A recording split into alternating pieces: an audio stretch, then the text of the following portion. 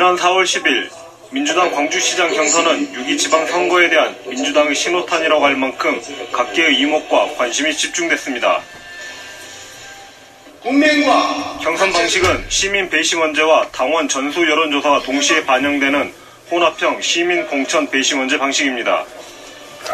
경선 결과는 박빙의 승부가 연출됐는데요. 1, 2위 격차 겨우 0.45%, 당원 여론조사로 환산하면 66명 차이라는 근소한 차이로 강훈태 후보가 당선된 것입니다. 민주당 광역시장 후보로 기호 3번 강훈태 후보가 당선되었음을 선포합니다.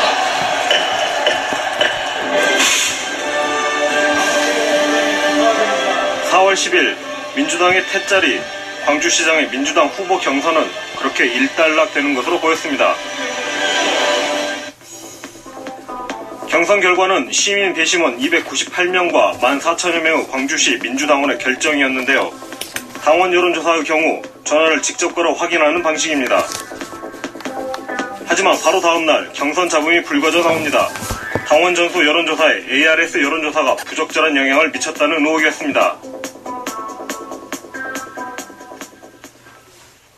당원 전수 여론조사와 동시에 실시된 ARS 여론조사가 경선 결과에 영향을 미쳤다는 주장이 제기됐는데요. 함께 제시된 진술서에는 한 후보가 모 신문사에 ARS 여론조사를 의뢰했다는 내용이 포함되어 있었습니다. 이번 불법 ARS 여론조사는 민주당 경선 여론조사를 방해 및 왜곡할 목적으로 이루어진 명백한 경선 방해 행위이자 해당 행위임이 분명합니다. 4월 8일 민주당은 전화면접 여론조사를 실시합니다. 이때 H일보 역시 ARS 여론조사를 실시했다고 합니다. 제보를 접수한 민주당은 언론사에 중단 요청을 했는데요. 하지만 이미 1,500명가량이 여론조사에 응답한 후였습니다. 취재진은 한 민주당원을 만났는데요. 문자 메시지가 오더니 ARS 전화가 걸려왔다는 김모 씨. 이후 걸려온 민주당의 전화 면접 조사에 참여하긴 했지만 ARS 여론조사 전화를 받았을 때는 당연히 당원 전수 여론조사라고 믿었다고 합니다. 4월 8일 또 12시 20분. 이게 ARS를 그때 이제 받게 되면은 대부분 사람들이 이게 진짠갑이다 이런 생각이 들기 때문에 긴장을 하게 되는 거죠, 이거를. 그래서 잘 듣고 있어서 내가 원하는 사람을 누르는 것이 우선적인 과제지, 이것이 전화 면접이다 이런 생각을 못 하는 거죠. 하지만 고모 씨는 H일보의 ARS 여론조사에 응답한 후 조사가 끝난 것으로 착각, 전화를 받지 않았고 결국 민주당 조사는 참여하지 못했다고 합니다.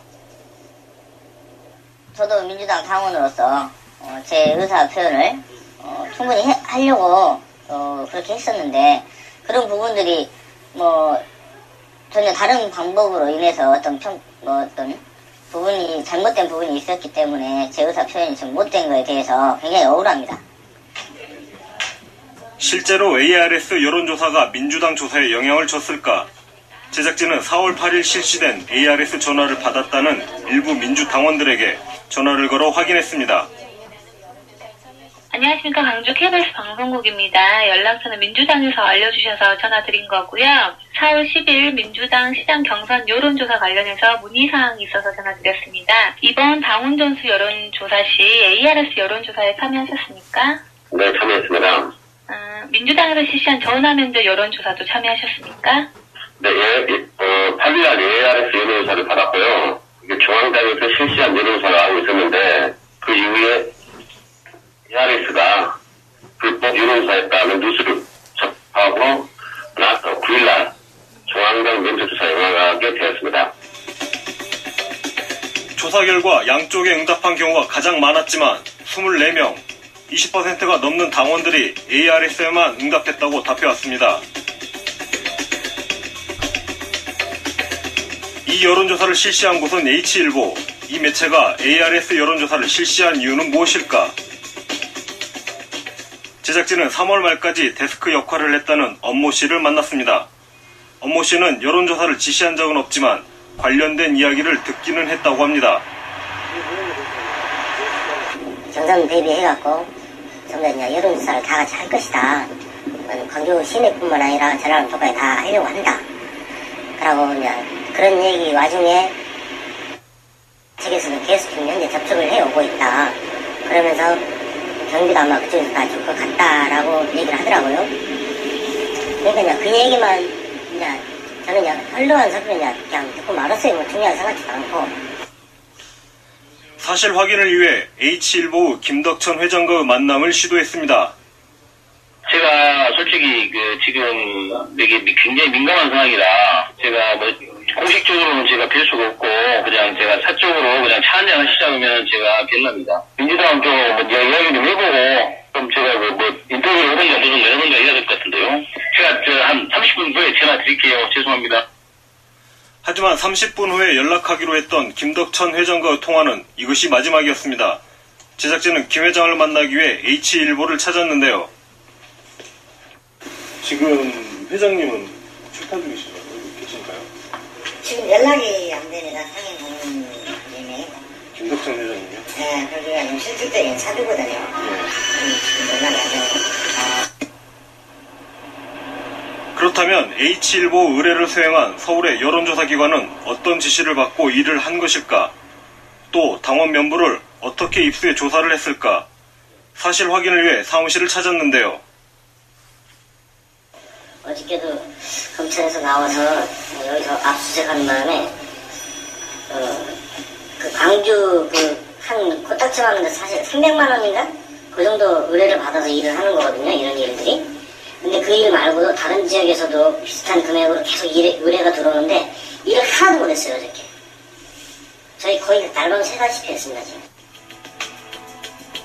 이번 건으로 검찰 조사 중인 이 업체에는 함구령이 내려진 상태인데요. 확인된 바로 이 업체는 여론조사와 관련해 H일보 측 임모 씨와 연락했다고 합니다. H일보 여론조사 과정에서 실무자로 지목받은 임모 씨는 누구일까? H일보 엄 대표는 임모 씨를 기억하고 있었습니다.